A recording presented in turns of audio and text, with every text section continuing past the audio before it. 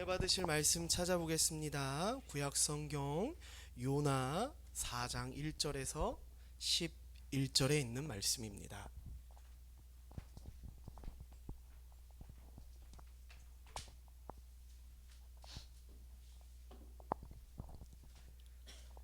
우리 경시 경제가 없으니까 물 먹을 시간이 없네요.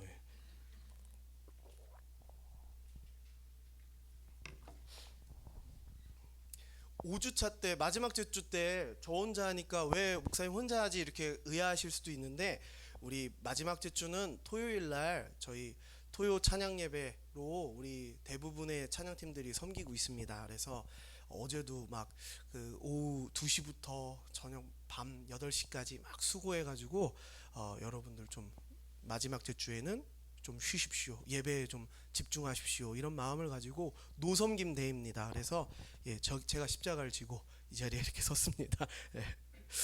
네, 그래서 이렇게 이해해 주시면 좋을 것 같습니다. 우리 요나서 4장 1절에서 11절 제가 한번 읽어드리겠습니다. 그러나 하나님이 뜻을 돌이킨 데에 대하여 요나는 기분이 언짢아 분개하며 여호와께 이렇게 기도하였다. 여호와여, 내가 고국에 있을 때에 주께서 이렇게 하실 것이라고 내게 말하지 않았습니까? 그래서 내가 급히 다시스로 도망하였습니다. 나는 주께서 은혜롭고 자비로우시며 쉽게 노하지 않으시고 언제나 사랑이 풍성하셔서 뜻을 돌이키시고 재앙을 내리지 않으시는 하나님인 것을 알았습니다. 여호와여, 이제 내 생명을 거두어 가소서. 사는 것보다 차라리 죽는 편이 낫겠습니다. 그러자 여호와께서 네가 성낼 만한 이유라도 있느냐 하고 말씀하셨다. 그래서 요나는 성에서 나가 성 동편에 초막을 만들고 그 그늘 아래 앉아 그 성이 어떻게 되는지 보고자 하였다. 초막이 시들자 여호와 하나님이 박 덩쿨을 자라게 하여 요나의 머리 위에 그늘을 만들어 주심으로 더위를 피하게 하셨다. 그래서 요나는 그 박덩쿨 때문에 대단히 기분이 좋았다. 그러나 다음날 새벽에 하나님이 벌레를 준비하셔서 그 박덩쿨을 씹게 하심으로 그것이 곧 시들어 버렸다. 해가 떴을 때 하나님이 뜨거운 동풍을 보내시자 요나는 머리 위에 내리쬐는 태양의 열기로 쓰러질 지경이었다. 그래서 그는 죽고 싶어 하며 사는 것보다 차라리 죽는 편이 더 낫겠다 하였다. 그러나 하나님이 요나에게 말씀하셨다. 네가 이 박덩쿨에 대하여 화낼 만한 이유가 있느냐? 예, 있습니다. 내가 죽고 싶을 정도로 화낼 만한 이유가 있습니다.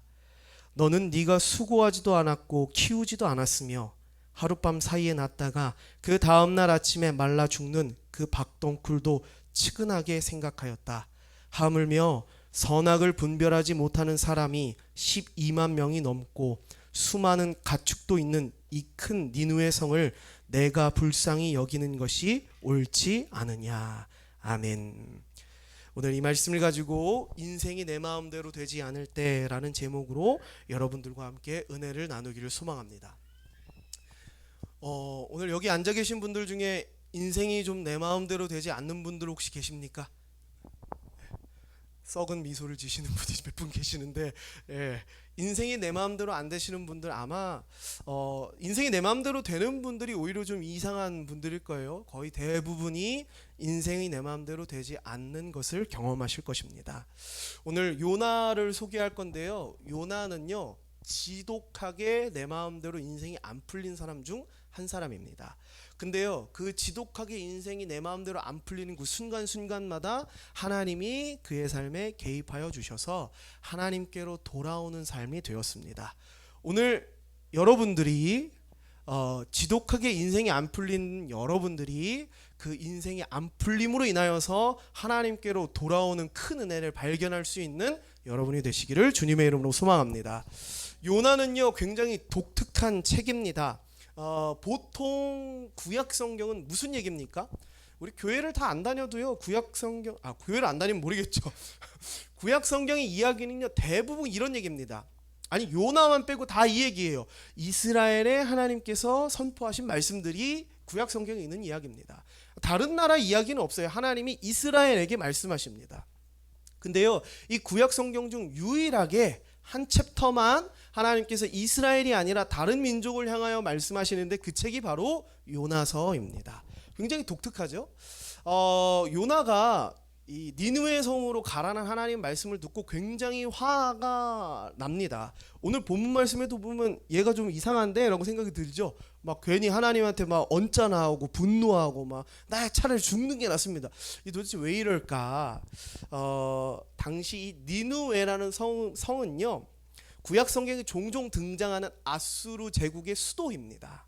그럼 아수르라는 나라, 이 민족들은 어떤 나라냐? 고대 근동 지역에서 가장 잔혹하기로 소문이 난 그 민족과 나라가 이 아수르라는 나라입니다. 오늘날까지도요, 비문으로 남겨져 있는데요, 거기엔 어떤 이제 형상들이 이렇게 돌에 새겨져 있냐면요, 사람의 산 가죽을 벗겨서 성벽에다가 널어놓고요, 사람은 산채로 말뚝에다 꽂아가지고 전시를 한다든지, 자, 이런 잔인한 일들을 서슴지 않았습니다. 왜 그랬을까요? 정치적인 수단으로 이런 것들을 사용했습니다. 즉 공포 정치를 한 거죠. 아수르라는 제국은요, 이 고대 근동 지역을 제패하기 위해서 공포 정치의 어떤 정치 스타일을 선택합니다. 그래서요, 지금까지도 비문으로 남겨지는 그런 돌에 새겨진 그림들이 굉장히 잔인한, 잔혹한 그런 어떤 그들의 모습들을 드러내고 있습니다. 요나는 단순히 이 니느웨라는 성이 외국이기 때문에, 우리나라 민족이 아니기 때문에 싫어한 것이 아니라요, 당시 수많은 민족들을 학살하고 잔혹한 공포 정치를 펼쳤던 이 아수르라는 제국, 그 제국의 수도인 니느웨 성읍이 하나님의 은혜로 용서받는다라고 하는 것이 용납될 수 없는 것입니다. 마치 이런 것이죠.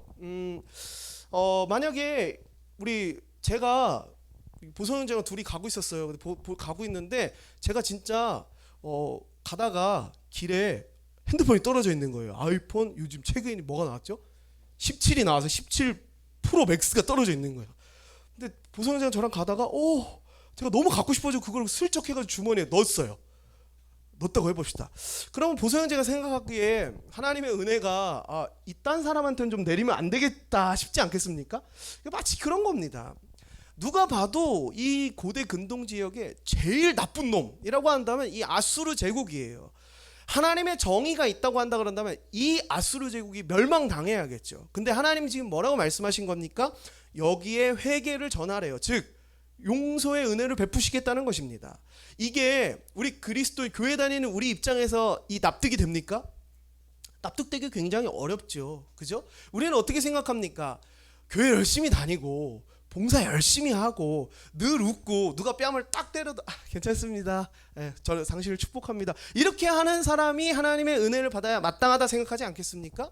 근데 지금 하나님 무슨 얘기합니까? 저런 파렴치한 놈, 저런 잔혹한 놈, 하나님의 정의의 통치를 받지 않는 저런 나쁜 천하의 나쁜 놈에게 지금 하나님께서 은혜를 베푸시겠다고 하는 것입니다. 요나는 여기서 받아들이지 못하는 것입니다.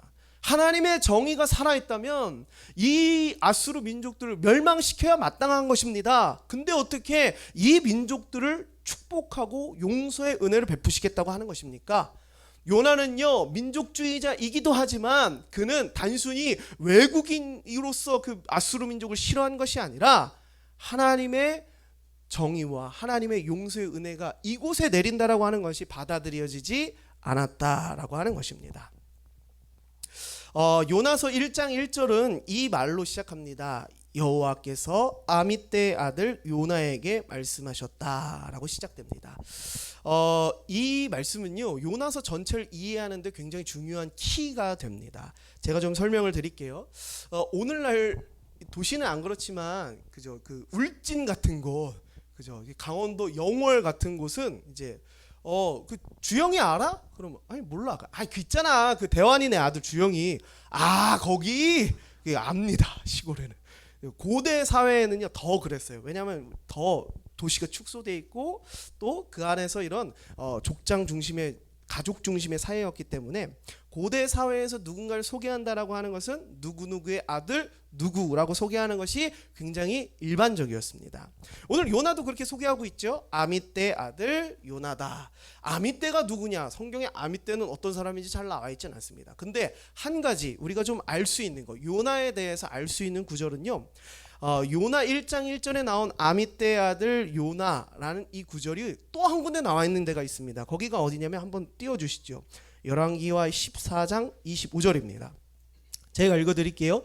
여로보암 2세는 이스라엘의 하나님 여호와께서 그의 종 가드 헤벨 사람 아미떼의 아들인 예언자 요나를 통하여 말씀하신 대로 북쪽 하맛 고개에서부터 남쪽 사해에 이르는 이스라엘의 모든 잃어버린 땅을 되찾았다. 아멘. 자, 여기서 우리가 뭘 알 수 있습니까? 요나라는 사람은 여로보암 2세 때 활동했던 북이스라엘의 선지자다라는 것을 알 수 있습니다. 자, 그럼 여로보암 2세라고 하면 여러분들이 좀 감이 없으시죠? 제가 말씀드릴게요. 여로보암 2세가 활동했던 시대는 기원전 790년에서 750년 경이었습니다. 즉 요나라는 사람이 생존했던 기간은 거의 그 정도쯤이었겠죠. 기원전 790년에서 700년 사이 요때 정도에 활동했던 사람이 요나라는 사람이었습니다. 많은 주석가들이 요나서의 저자를 요나 본인이라고 이야기를 해요. 물론 후대에 좀 편집이 됐겠지만 이 주된 내용들은 요나 본인이 기록했다라고 이야기를 합니다. 어떻게 그걸 알 수 있을까요? 자기만 알 수 있는 표현들이 있거든요. 자기만, 물고기 뱃속에 들어가서 걔가 뭐 했는지 어떻게 알아요, 우리가? 요나만 거기 들어갔기 때문에 자기가 거기서 뭐 했는지 쓸 수 있는 겁니다. 그래서요, 요나서는 요나가 기록했다. 자, 그러면 니느웨 성이 회복하고 니느웨 성 사건이 끝난 직후는 우리가 시간상으로 언제라고 볼 수 있냐면요, 기원전 560년에서 550년 경으로 볼 수 있습니다. 자, 요나가 활동했던 어떤 그 때와 또 이 시기가 좀 이렇게 다르지요, 그죠? 다시 말씀드릴게요. 요나서가 기록되었다라고. 잠시만요, 제가 숫자가 나오니까 헷갈리네. 문과입니다. 네, 790년에 750년 활동했고요. 요나가 저자이고요. 요나서가 기록된 시점이 언제일까를 주석가들이 이제 탐구를 해보는 겁니다. 우리는 이렇게 생각하죠. 니느웨 사건이 끝난 직후에 기록되었을 것이다 라고 우리는 생각합니다. 그때가 언제나 기원전 550년에서 560년 경입니다. 훨씬 더 이전이죠, 그죠? 훨씬 더 이전에 이 사건이 일어났는데요, 쓰여진 것은 굉장히 다른 시기에 쓰여졌습니다. 자, 이것은 뭘 이야기하고 있느냐? 요나서에 있는 이야기와 열왕기 하에 있는 이야기를 통해서, 또는 그가 쓰여졌던 시기들을 통해서 우린 뭘 알 수 있냐면요, 저자가요 독자들에게 이런 걸 얘기하는 겁니다. 요나의 역사적 실존성을 이야기하고 있는 것입니다. 이 사람은 우리가 익히 알고 있는 이 사람이야.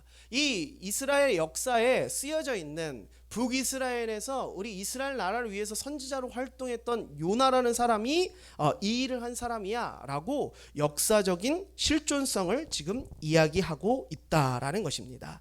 또 요나서 1장 1절 아미떼의 아들 요나라는 이 말이 왜 이 요나서를 관통하는 중요한 핵심이 되느냐, 요나의 민족적 정체성을 지금 강조하고 있다라는 것입니다. 앞서 말씀드린 대로 구약 성경 중 요나는 굉장히 특별해요. 왜냐하면 이스라엘이란 나라, 민족을 향한 말씀이 아니라 니느웨라는 아수르 제국을 향한 말씀이었습니다. 아까도 말씀드린 것처럼 일반 교회를 다니는 사람들이 교회 안의 이야기가 아니라 저 세상에 타락한 사람들을 향하여 하나님의 말씀이 선포되었다는 것에 좀 이해하기 힘든 사람들도 있습니다.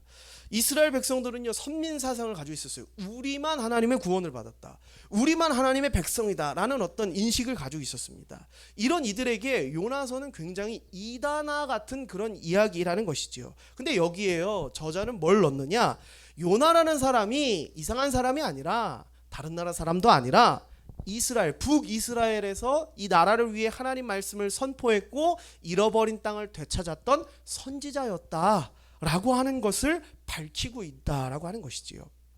앞서 말씀드린 것처럼 이 이야기가 허구의 이야기가 아니라 역사적으로 실존했던 이야기이며, 신학적으로도 이단성이 있는 것이 아니라 신학적으로도 타당한 근거를 지금 제시하고 있는 것이 요나서 1장 1절 아미떼의 아들 요나라는 말씀이다 라고 하는 것입니다. 자, 이제 배경 설명은 끝났고요.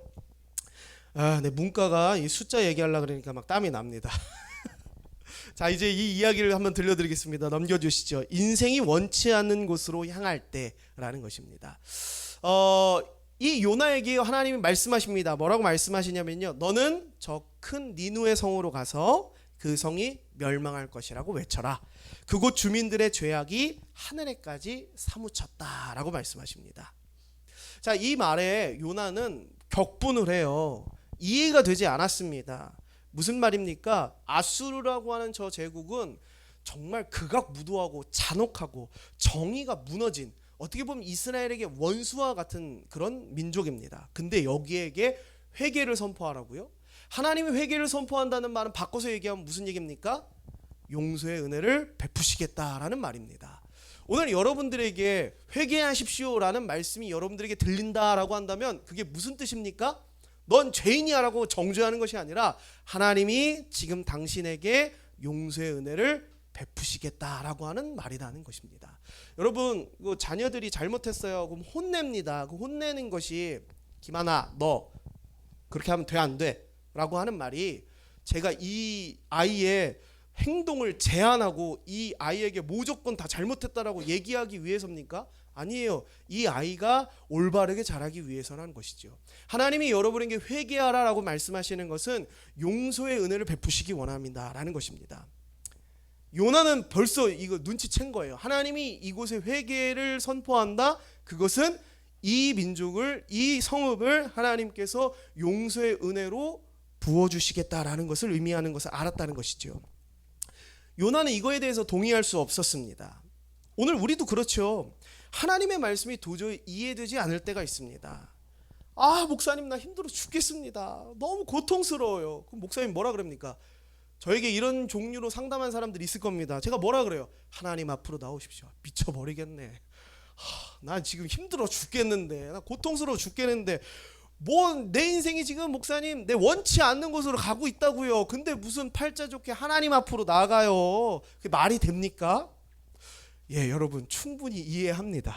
하지만 여러분 요나서를 한번 천천히 읽어보십시오. 요나의 인생을 요나가 주관할 수 있나요? 거친 풍랑을 요나가 어떻게 할 수 있었습니까? 니느웨 성읍이 회개하지 않도록 요나가 막을 수 있었나요? 여러분 나중에는 사막 한가운데 아주 작은 박 덩굴조차 요나 마음대로 할 수 없었습니다. 한번 넘겨주시죠. 여러분 우리는 꼭 기억해야 될 부분이 있습니다. 우리는 우리의 인생을 주관할 수 없다라고 하는 것입니다. 모든 사람의 인생을 주관하시는 분은 내가 아니라 하나님이십니다. 그리고 하나님께서는요, 내가 이해하지 못해도 심지어 내가 반대한다 할지라도 하나님의 일을 당신의 삶 속에 행하실 수 있는 분이시다라는 것입니다. 여러분 인생을 한번 깊이 있게 살아보십시오. 여러분이 부딪히는 그 문제에 여러분의 능력으로 돌파할 수 없음을 발견하게 될 것입니다. 여러분 결혼하는 문제에 앞둔다면 여러분 결혼이 여러분의 마음대로 할 수 있습니까? 여러분 출산을 앞두고 계십니까? 출산이 여러분 마음대로 되나요? 여러분 자녀를 키우고 있습니다. 자녀가 내 마음대로 키워집니까? 하다못해 강아지를 키우는 것도 내 마음대로 안 돼서 강용 선생님이 계시는 겁니다. 우리는요 우리의 주관대로 우리의 인생을 컨트롤할 수 없습니다. 여러분 여기에 그리스도인, 내가 그리스도인입니다, 난 예수를 믿습니다라고 한다면 무엇부터 첫걸음을 내디시길 소망하느냐? 나는 내 인생을 주관할 수 없다부터가 믿음의 첫걸음이다라는 것입니다. 여러분 기억하십시오. 우리는 우리의 인생을 주관할 수 없습니다. 하나님이 우리의 인생을 주관하신다라는 것입니다. 한번 넘겨주시죠. 우리 승훈 형제가 좋아하는 지도가 나왔습니다. 승훈 형제 화이팅. 자, 여기 이스라엘에서 요나가 출발하는데요. 니느웨로 가려면 한 800km만 가면 됩니다. 800km만이라고 하니까 좀 짧아 보이지만 이것도 짧은 건 아니에요. 굉장히 긴 길이죠. 어려운 일입니다. 그러나 다시스로 향하는 길보다는 훨씬 짧고 훨씬 안전합니다. 왜냐? 여기 육로로 가면 돼요. 근데 다시스, 오늘 이게 AI가 조금 잘못 나왔는데 다시스는 스페인 남부입니다. 여기 아프리카 대륙으로 보시면 안 돼요. 스페인 남부입니다. 바다로 가야 돼요. 그리고 이 지중해에는요 때에 따라 큰 폭풍이 일곤 했습니다. 그래서 내가 마음대로 스페인 남부로 나 가야지라고 하고 싶다고 갈 수 있는 게 아니에요. 그 시기와 또 폭풍이 나오지 않고 잔잔한 그 해협을 통과할 수 있는 그 때에 맞춰서 가야 되는 겁니다. 거리가 얼마나 된다고 4,000km 정도 됩니다. 요나는요, 하나님 말씀이 이해할 수 없어서요, 납득될 수 없었습니다. 그래서요, 니느웨가 아니라 하나님 말씀 안 듣고요, 다시스, 자기가 주관하는 삶으로 가길 원했습니다. 800km가 아니라 4,000km를 가기로 했고요, 내 마음대로 갈 수 있는 육로가 아니라 내 마음대로 갈 수 없는 해상로를 통하여서 가기로 마음먹었습니다. 그리고 요나는요, 다시스로 향하는 배에 올랐어요. 올라가자마자 배 가장 밑바닥에 숨어들어서 그곳에서 잠이 들었습니다. 우리가 잘 알다시피 이 배가 출발했습니다. 이 배가 출발했다는 뜻은요, 그 당시가, 그 시기가 폭풍이 지중해에 일지 않는 때입니다. 항해가 가능한 때이기 때문에 이 배가 나갔다는 것이에요. 근데 이 배가 나가다가 폭풍을 만났습니다. 이건 있을 수 없는 일이에요. 선장들과 그 배를 움직이는 사람들이 이때는 폭풍이 일지 않는 때이기 때문에 배가 출항을 했는데 큰 폭풍을 만났습니다. 이때 사람들이 어떻게 합니까? 막 난리가 났는데요, 다 자기가 믿는 신에게 기도를 합니다. 자, 여기서 왜 이들이 이렇게 했느냐면요, 누가 보더라도, 그 배에 탄 사람 누가 보더라도 이 폭풍은 말이 안 돼요. 이게 지금 여기 있는 사람들 중에 믿는 신의 분노를 산 사람이 있지 않는 이상 이 폭풍은 말이 안 되는 폭풍이 지금 이들의 배에 불어닥쳤다는 것입니다. 그래서요, 거기에 수많은 인종이, 수많은 문화를 가진 사람들이 탔겠죠. 다 각자가 무릎 꿇고 기도하는 겁니다. 자기가 믿는 신한테 기도한 거예요. 우리처럼. 그죠? 우리 인생이 내 마음대로 안 풀리면 어떡합니까? 기도하죠. 기도 평생 안 하던 사람이. 그리고 뭐 합니까? 하나님, 제가요 옛날에 이런 짓을 잘못했나 봐요. 내가 좀 어제 제가 보성이한테 막 뭐라고 했거든요. 제가 지금 좀 잘못한 것 같아요. 하나님 용서해 주세요. 막 이렇게 하지 않습니까? 이들도 똑같아요. 자기가 믿는 신 앞에 혹시라도 내가 신의 분노를 사지 않았는가 기도합니다. 근데 아무리 기도해도 폭풍은 멈추지가 않습니다. 다 놀라가지고 기도하고 있는데 선원들이 막 돌아다니면서 막 자기 속으로 기도하면서 막 짐을 막 바깥으로 던지는 거예요. 근데 던지다 보니까 태평하게 자고 있는 사람이 있는 거야. 이 상황을 딱 볼 때에 누구 잘못인지 딱 보이지 않습니까?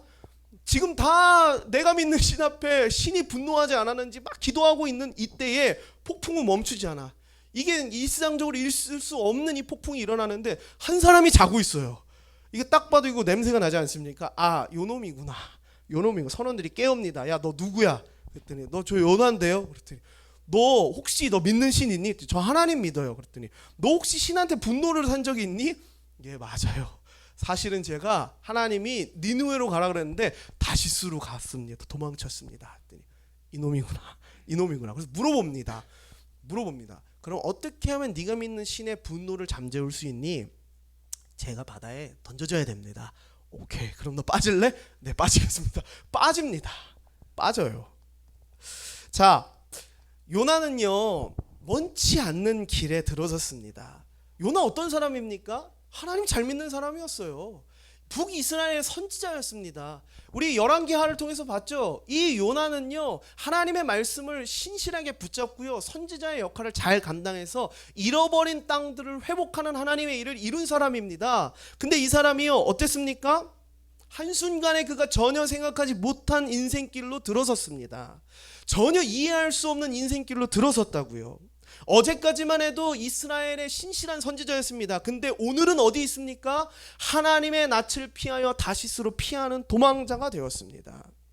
오늘 우리들도 인생을 살다 보면 종종 이런 때가 있다는 것이죠. 전혀 생각하지 못한 일을 우리가 만나고 전혀 이해할 수 없는 길로 우리의 인생이 들어설 때가 있다는 것입니다. 여러분, 이때 기억하십시오. 한 번 더 넘겨주십시오. 하나님께서 당신의 인생을 주관하신다라고 하는 것입니다. 하나님은 당신의 인생에 하나님의 일을 하시는 분이십니다. 하나님께서는요, 당신이 하나님을 피해 도망갈 때 하나님 앞으로 돌아오게 하신다라고 하는 것입니다. 한번 넘겨주시죠.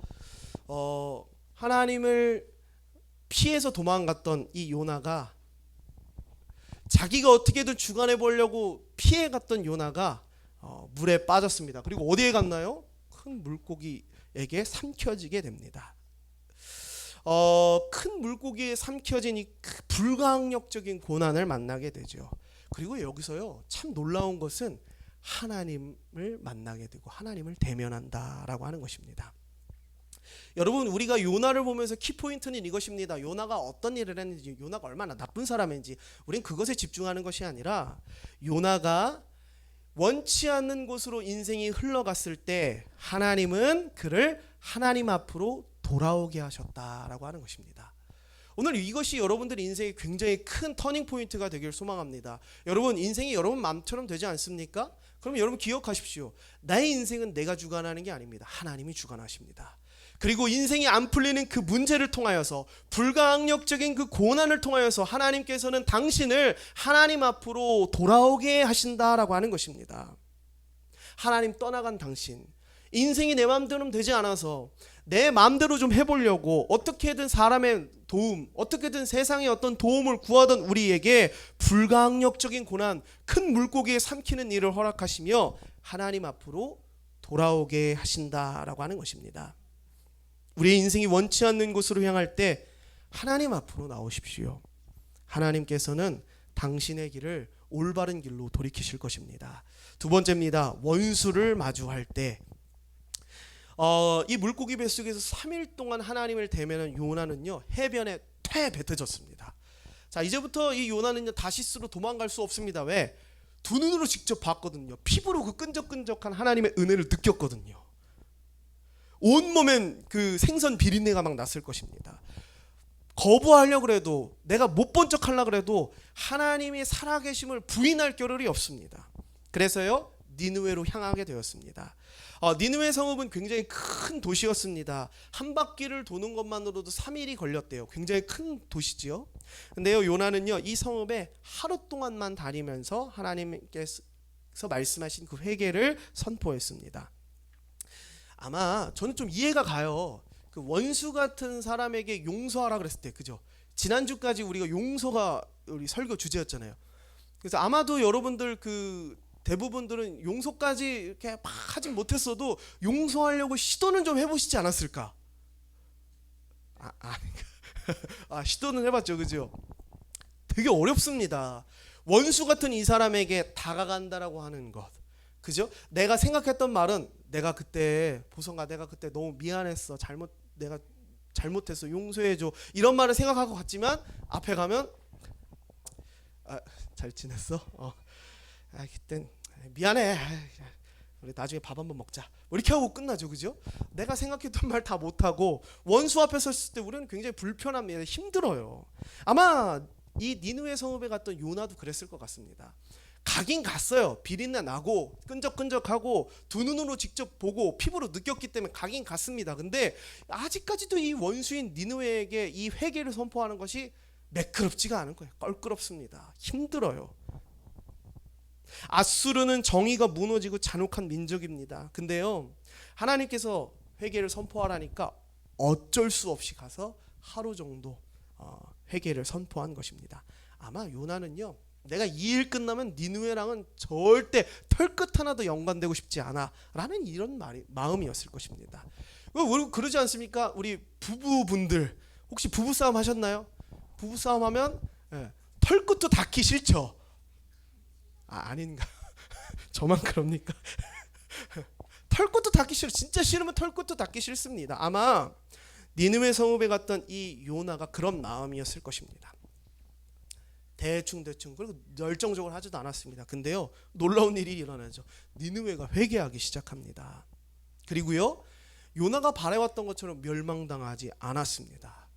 오늘 우리가 본문에서 봤던 것처럼 요나는 이 일에 굉장히 분노합니다. 기분 나빠해요. 아니, 하나님, 니느웨 같은 이 쓰레기들이 살아야 할 이유가 뭡니까? 당연히 그들이 했던 일의 결과로 멸망당해야 되지요. 근데 뭐가 이쁘다고 살려주십니까? 어쩌면 우리도 원수 앞에서 이렇게 하지 않습니까? 하나님, 쟤는요 당해도 싸요. 하나님, 얘 하는 짓 좀 보세요. 얘 절대 얘한테 은혜를 베풀어 주시면 안 됩니다. 얘한테 어울리는 건 멸망이에요. 우리도요, 원수가 하나님의 은혜를 입으면 우리도 어떻습니까? 굉장히 기분 나빠하죠. 원수 앞에서 우리는요, 그들이 멸망당하기를 간절히 소망합니다. 한번 넘겨주시죠. 하지만 하나님께서는요, 죄인인 나를 구원하신 것처럼 그들 또한 구원하시는 하나님임을 믿으시길 소망합니다. 한번 예를 들어 볼게요. 저는 지금까지 말씀을 전하고 또 사역을 하고 하면서 뭐 한 1000명 넘게 사람들을 만난 것 같아요. 그들에게 복음을 전했습니다. 이렇게 많은 사람들에게 복음을 전하고요, 신앙적인 권면을 합니다. 근데 거의 대부분 99.9%는 안 들어요. 목사님한테 와서 이렇게 얘기합니다. 목사님, 저 신앙적으로 좀 이렇게 상담을 하고 싶어요. 그래서 이렇게 얘기합니다. 결론, 하나님 앞으로 나오십시오. 그러면 안 들어요. 다 안 듣습니다. 그건 왜 물어봤는지를 모르겠어. 지 맘대로 할 거면 지 맘대로 하고 그냥 살지, 와가지고 물어보고 안 들어요. 안 듣습니다. 거의 대부분이 그래요. 목사님이 내가 원하는 말 해주길 원합니다. 내가 듣고 싶은 말 해주길 원해요. 근데 그럴 리가. 전 절대 그런 얘기 안 해주죠. 하나님 얘기해 줍니다. 하나님 얘기해 줍니다. 그리고 안 들으면 이제 협박까지 합니다. 그럼 그냥 광야 가는 겁니다. 우리 교회 9년 동안 광야에 있던 것처럼 너도 한번 거기 가봐. 그리고 한번 쭉 떨어지고 밑바닥 딱 칠 때, 그때 이제 내가 소리도 뻐끔 못할 때, 그때 이제 하나님 불강력적으로 만나봐. 근데 여러분, 저는 그러길 원치 않습니다. 여러분들 그냥 여러분 지금 이 상태에서 하나님 음성 듣고요, 하나님 만났으면 좋겠습니다. 9년 돌아가지 마세요. 되게 힘들었어요. 9년 돌아가지 마시길 소망합니다. 안 듣는 사람들이 대부분이에요. 그래서요, 저는요, 한때는 이런 회의감도 들었습니다. 저는 좀 인간에게 환멸을 느낀 적이 있었습니다. 저와 함께 막 복음을 위해서 열심히 했던 애들이 한순간에 토라져가지고 다 뒤돌아서서 교회도 안 다녀. 우리 같이 기도하자. 우리 주를 위해서, 우리를 위해서, 또 우리 지역을 위해서 기도하자 이러고 한순간에 변질되어서 이젠 교회도 안 나오는 사람들. 이런 걸 보면서 너무 많은 실망감과 너무 많은 인간에 대한 어떤 그 기대치와 믿음과 이런 것들이 아예 환멸적으로 돌아선 적이 있었습니다. 만나고 싶지도 않고 얘기하고 싶지도 않고, 어차피 이 사람들은 말하고 또 달라질 거야, 이런 생각에 사로잡혔을 때가 있었습니다. 근데 그때 제가 하나님 앞에서 뭘 발견했냐면요, 너도 똑같아. 주영아. 너도 내가 말할 때 안 듣잖아. 너도 돌아오라고 할 때 나에게 돌아오지 않았잖아. 그러면서요, 제 모습들을 쭉 보게 하시면서 하나님이 나에게 한 번도 환멸하지 않으시고, 나에게 한 번도 저주하지 않으시고, 날 사랑으로 품어주셨던 것들을 보게 하십니다. 여러분, 원수 앞에 섰을 때 내가 하나님 앞에 용서받은 자녀이듯이 그 사람도 하나님의 용서를 받아 마땅한 하나님의 자녀라는 사실을 우리는 반드시 기억해야 될 것입니다. 한 번 더 넘겨주시죠. 요나가요, 이 니느웨 성의 회개를 선포하고 나서 그거 어떻게 되는지 성 밖에 나가가지고 살펴보고 있었어요. 거기 이제 텐트를 치고 막 살펴보고 있는데 멸망 안 당해요. 멸망 안 당하는 겁니다. 막 화가 나가지고 막 씩씩하고 있는데 하나님이 거기다가 박넝쿨을 하나 만들어 주셨어요. 그래서 이 사막에 그늘을 만들어 주십니다. 그리고 성경에는 요나가 그걸로 굉장히 기분이 좋아했다. 좀 이상한 사람 같아요, 요나는. 굉장히 좋아했대요. 근데요, 하룻밤 사이에 하나님이 벌레를 보내셔가지고 이 박넝쿨을 씹게 하셔서 꺾으시고요, 뜨거운 사막에 동풍을 불게 하셔서 이 요나가요, 거기 그냥 앉아 있는 것만으로도 숨이 턱턱 막히게 그렇게 만드셨습니다. 위에서는 태양볕이 막 떼치고 또 뜨거운 사막의 바람이 막 몰아치는데 그늘 한 점 없는 겁니다. 그랬더니 이제 막 하나님 앞에 막 화가 나가지고 막 이럴 거면 차라리 죽는 게 낫다고 확 그러면서 요나가 막 대성통곡을 하죠. 이때 하나님께서 요나에게 물으십니다. 한번 넘겨주시죠. 네가 화낼 만한 이유가 있느냐라고 물어보십니다. 2번 물어보시죠. 그리고요, 성경은요, 요나의 대답을 기록하지 않았습니다. 저는 이것은 의도된 것이라고 봅니다. 지금 이 저자는요, 여러분에게 질문하고 있는 것이죠. 인생이 내 맘대로 되지 않을 때 분노하고 원망스러워하고 고통스러워하는 여러분에게 하나님께서는 지금 묻고 계십니다. 네가 화낼 만한 이유가 있느냐라고 하는 것입니다. 한 번 더 넘겨주시면요, 하나님께서는요, 요나의 인생에요, 폭풍도 보내셨고요, 벌레도 보내셨고요, 큰 물고기 뱃속에도 보내셨고요, 동풍도 보내주셨습니다. 왜 보내주셨습니까? 이거 조금만 쓰기 아까운데 한번 넘겨주시죠. 하나님 앞으로 돌아오라고요. 하나님 앞으로 돌아오라고 이 모든 것을 보내셨다는 것입니다. 여러분, 내 인생 내가 책임질 수 없습니다. 모든 사람의 인생은 하나님이 주관하십니다. 여러분, 간절히 소망하기는 여러분의 삶의 폭풍과 같은 일이 큰 물고기 뱃속과 같은 일이, 벌레와 같은 일이, 동풍과 같은 일들이 일어나서 내 인생이 내 마음처럼 되지 않아요. 하나님 언짢아하고 분노하고 있다면 여러분 그 안에서 하나님께로 돌아오라고 그 모든 것을 선물로 보내신 하나님을 발견하시길 소망합니다.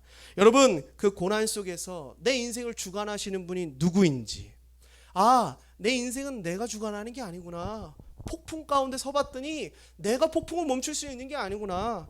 큰 뱃속에 들어가 봤더니 내가 여기서 탈출할 수 있는 게 아니구나. 또 박넝쿨에 꺾여져 보니 내가 이 그늘 하나도 내가 가질 수 없는 거구나. 이 사막 가운데 동풍을 맞아 보니 내 인생 내가 주관할 수 없구나 라는 것을 깨달았습니다. 그리고 요나는요, 내 인생을 주관하시는 분은 하나님이시구나 발견하기 시작했다라는 것이지요. 여러분 사실 폭풍도 하나님의 은혜입니다. 큰 물고기의 뱃속도 하나님의 은혜입니다. 벌레도요, 동풍도요, 하나님의 은혜라는 사실을 기억하길 소망합니다. 요나를 향한 하나님의 선물이라는 것이지요. 여러분 이 선물을 통해 요나는 하나님 앞으로 돌이켰습니다. 하나님 앞으로 나아갔다는 것이지요. 여러분의 인생에 폭풍과 큰 물고기와 또 벌레와 동풍이 있습니까? 그래서 내 인생이 내 마음대로 되지 않아서 고통스러워 하십니까? 아니에요 여러분. 그건 하나님의 선물입니다. 하나님께 돌아오는 길입니다. 여러분 이 일들을 통하여서 우리는 반전이 일어나길 소망합니다. 하나님 앞으로 돌아오십시오. 하나님 앞으로 나아가십시오. 그 은혜가 여러분들 안에 있기를 소망합니다. 이제 말씀을 마치려고 합니다. 최근 월드컵 경기를 보셨나요? 하루 종일 빡쳐 계시지 않았습니까? 기분이 굉장히 안 좋았습니다. 분노했습니다. 단순히 성적이 안 좋아서가 아니라 이 모든 상황을 미리 예견했음에도 불구하고 모든 전문가들과 국민들이 이 모든 상황에 대해서 미리 예측했음에도 불구하고 아무것도 안 바뀌었다라고 하는 것입니다. 이게 너무 화가 나지 않습니까? 최근 대한민국을 보십시오. 제가 이런 얘기는 웬만하면 안 하려고 하는데 선거 보십시오. 미리 이런 상황들이 있을 것을 모두가 예견했지 않습니까? 근데 아무것도 안 바뀌어요. 우리 대한민국이라는 나라가 이렇게 가고 있는 것 같지 않습니까? 모두가 이런 상황을 예견하고 모두가 이렇게 얘기하고 있는데 아무것도 바뀌지 않는 것을 봅니다. 여러분 근데 이건 누구에게 손가락질할 일이 아니에요. 여러분은 어떠십니까? 여러분은 바뀌십니까? 여러분 하나님의 음성을 듣고 여러분의 걸음을 멈추십니까? 아니요, 우리는 아무것도 바꾸지 않습니다. 모두가 예견하고 모두가 이야기했고 하나님의 음성을 통해서 매주 주일날을 통해서 목사를 통해 설교를 듣고 있음에도, 여러분이 개인의 삶의 자리에서 말씀을 보고 찬양하고 기도하고 있음에도 우리는 미리 예견된 그 하나님의 말씀에 반응하지 않습니다. 그래서 우리는요 벌레와 동풍에 분노하고 있지는 않습니까? 여러분 니느웨를 보십시오. 그들은 하나님의 구원을 받은 자격이 없는 잔혹한 민족입니다. 하나님의 정의의 심판을 받아 마땅한 그들 민족이었습니다. 근데요 그들은 하나님의 말씀을 듣고 그들의 발걸음을 멈췄습니다. 그리고 하나님께 돌이켰죠. 놀라운 일이 일어났습니다. 구약 성경에 한 번도 일어나지 않은 일이 일어났어요. 이방 민족이 하나님의 구원을 경험합니다. 아무런 자격도 조건도 만족하지 못한 이 잔혹한 민족이요 하나님의 용서를 경험하는 놀라운 일을 경험했다라는 것이지요. 여러분 교회 왜 나오십니까? 종교적 만족감을 위해 나오십니까? 이 정도 행위는 해야지 한 주의 삶이 좀 평안하지 않을까? 다리 안 부러지지 않을까? 번개에 안 맞지 않을까? 여러분 예배 1000번 참석하고 10,000번 참석해도요 여러분은 결코 선한 사람이 될 수 없습니다. 여러분의 인생을 여러분 마음대로 가져갈 수도 없을 것입니다. 하나님께서 당신의 아들 예수 그리스도를 통해 여전히 죄인인 나를 구원하셨음을 받아들인 그 순간 우리는 변화될 수 있고 우리는 걸음을 멈출 수 있다라는 것입니다. 변화되십시오. 돌이키십시오. 무엇을 통해서요? 폭풍을 통해서요. 큰 물고기를 통해서요. 벌레를 통해서요. 동풍을 통해서 여러분을 찾아오시는 그 하나님의 손길을 통해서 하나님 앞으로 돌아오시는 저와 여러분이 되기를 주님의 이름으로 소망합니다.